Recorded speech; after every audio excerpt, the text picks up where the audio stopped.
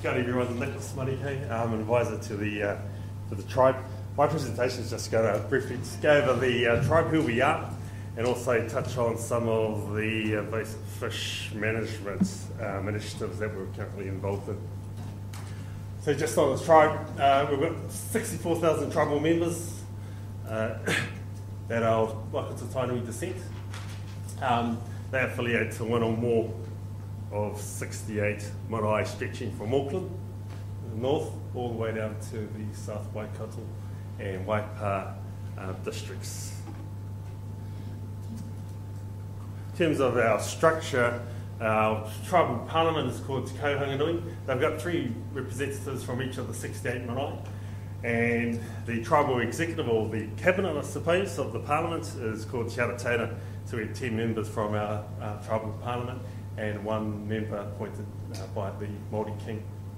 In regard to the tribal operational side, we've got 4 entities. Waikato-Tainui Group Holdings, the team behind the Ruakura proposal and the base, as well as the number of properties including the university. They're the commercial arm of the tribe. We've got the Waikato River LERNZ Trust. They were established 20 years ago as a result of our first big treaty settlement, and they're responsible for the social and cultural development of the tribe. I'm part of the Waikato River Trust. This is the entity established under the Waikato River Settlement. The purpose of the trust aligns with the purpose of the settlement to restore and protect the health and well-being of the Waikato River catchment. Our final entity there is the Hobuopu Waikato-Tainui College, and they're responsible for research and development across a range of areas, including social, economic, and environmental. Just about the River Trust, so we're an entity of Waikato-Tainui. We're the environmental and treaty claims arm of the tribe. We're established to implement key provisions under the Waikato River Settlement. We also administer what's called the Waikato River Fisheries Regulations and some of the bylaws that we have created. Our main goal is to actually work with our people, work with the community, work with government agencies to restore and protect the Waikato River catchment.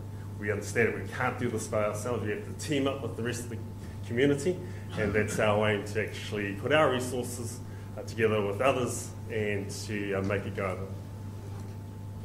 Just briefly on the Waikato River Settlement, the overarching goal of the settlement is to protect the health and well-being of the Waikato River for future generations. The 2 key pillars under the settlement is involving the tribe into restoring the physical, the cultural and the spiritual health and well-being of the river.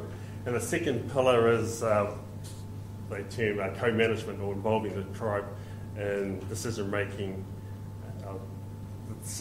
process with regard to the river catchment.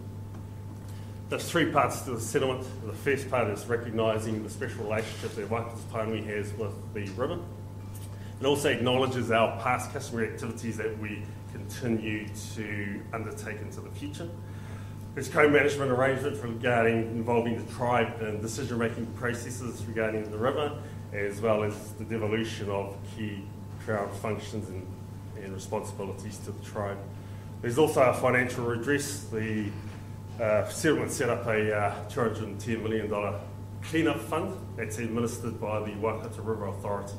Any member of the community can actually put an application and actually seek funding for the environmental restoration initiatives. There was also a contribution to the River Trust to fund special projects for the river restoration, as well as funding to the Waikato-Tainui College for Waikato River catchment related research. The key point about this settlement is that the primary beneficiary isn't the tribe. The primary beneficiary is the Waikato River catchment. All our eels swimming around, all the invertebrates, they are the primary beneficiary of the settlement. We can't actually use this money to go and create more hotels or build more shopping malls. It must be used for specific purposes. The tribe's got a number of cords, the range of Crown agencies. The purpose of those cords is to outline how the tribe we'll work with those specific Crown agencies to help fulfil the overarching goal of the settlement. One of our causes with the Minister for Primary Industries covers a range of fisheries matters. One of them is fish eradication. We've also got another accord with the Department of Conservation along the same lines. Within the Fisheries Accord, with regard to pest fish, the tribe is involved in the assessment phase of applications for special permits. A fair chunk of those applications are for pest fish eradication, where the court provides for the tribe to participate in fish eradication projects and management, and also for the Crown to issue the tribe with commercial fishing for pest fish control. Just regard to the special permit process.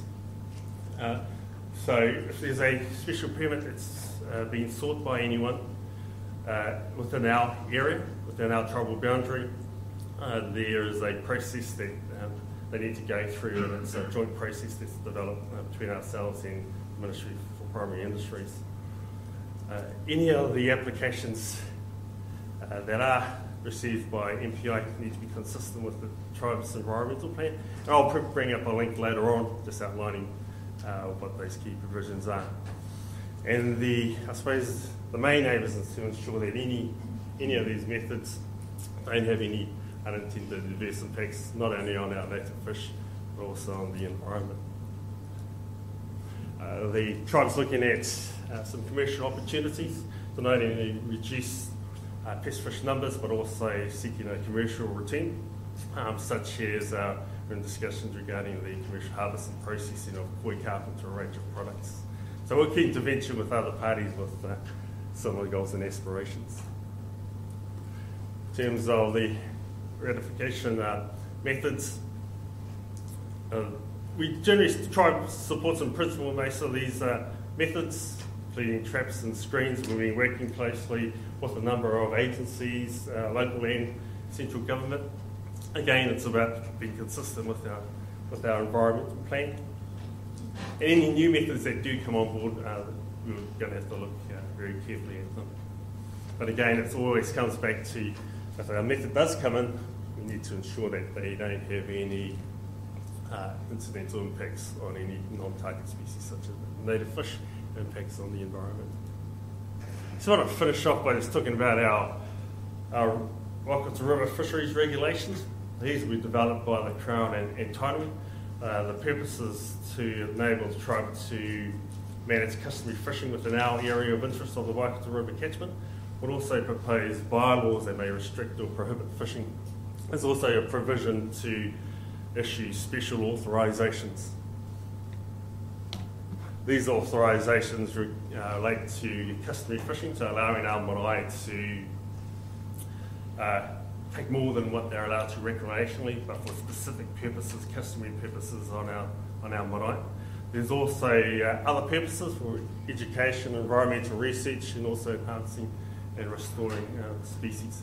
We don't actually issue these authorisations in a vacuum, I suppose. We work quite closely with other government agencies to ensure that there's some form of integrated approach. Last couple of slides.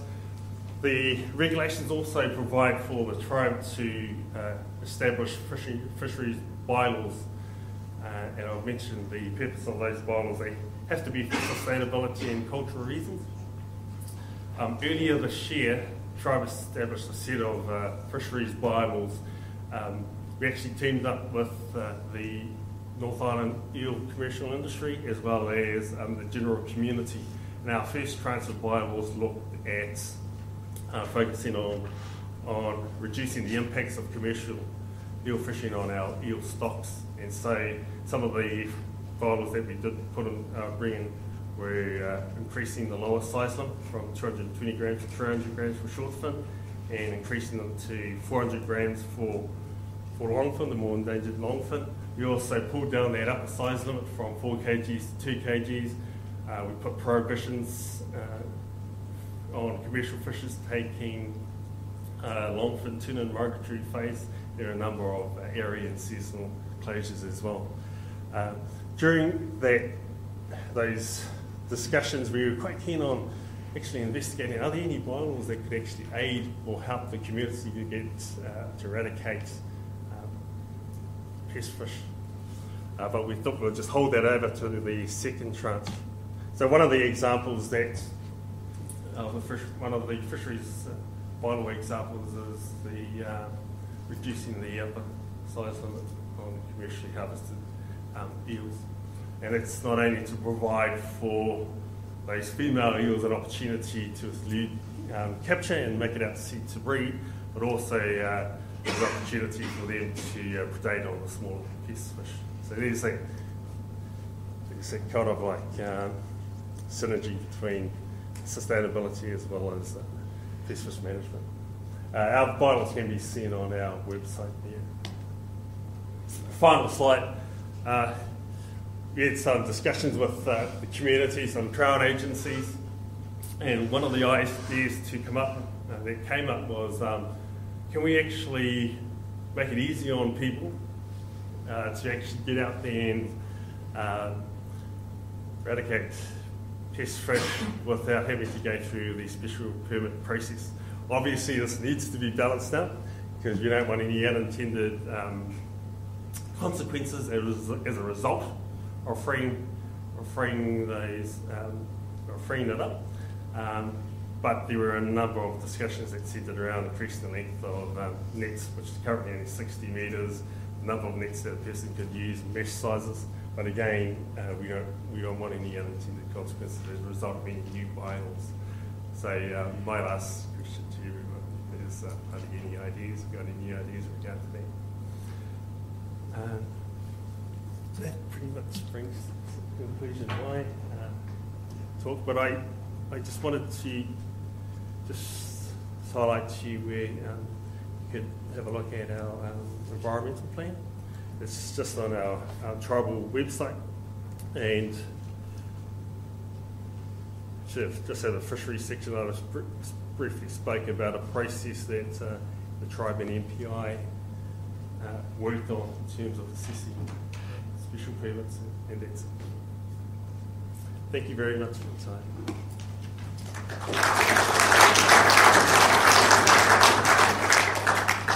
Thanks, Nicholas. We've got time for questions.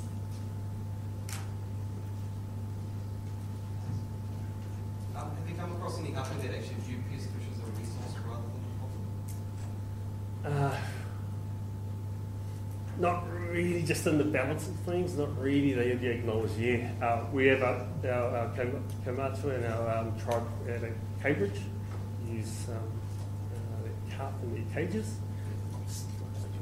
Yeah, so that's one initiative. Well, I'm up here. We've got this game that one of the team set up, and it's about connecting our kids back to the river. And this game's called River Rush. You can download it anywhere. But a couple of stages of this game is about koi carp, and the kids have to kind of like cut up the koi carp, and it's a bit of fun. And there's a canoe race where they have to try and avoid the carp jumping up and gobbling them up. And the game also involves planting trees and picking up rubbish and all that stuff. I thought I'd just raise that with you.